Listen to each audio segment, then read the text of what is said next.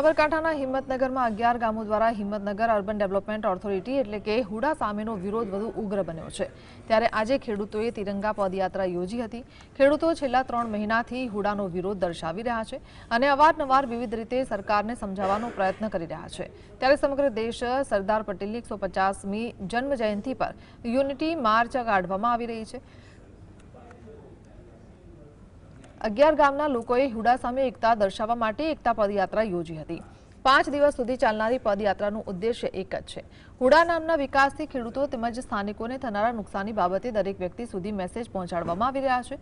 સાથે જ ગામડામાં પ્રવેશ કરતી પદયાત્રામાં હુડા હટાવો સંકલન સમિતિ સહિત ખેડૂતોને ગ્રામજનો પાસેથી સારો પ્રતિસાદ મળી રહ્યો છે।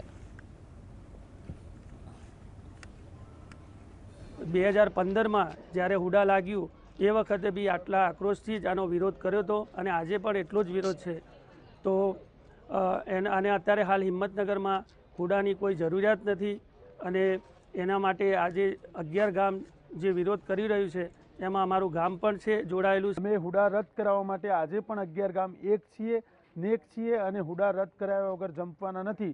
સરકારશ્રી સાથે અમારી બેઠક પણ થઈ છે। મુખ્યમંત્રીશ્રીએ અમને આશ્વાસન પણ આપ્યું છે કે ખેડૂતોનું હિત અમે વિચારીશું, પણ અમારો એક જ લીટીનો કાર્યક્રમ છે કે હુડા રદ થાય, રદ થાય।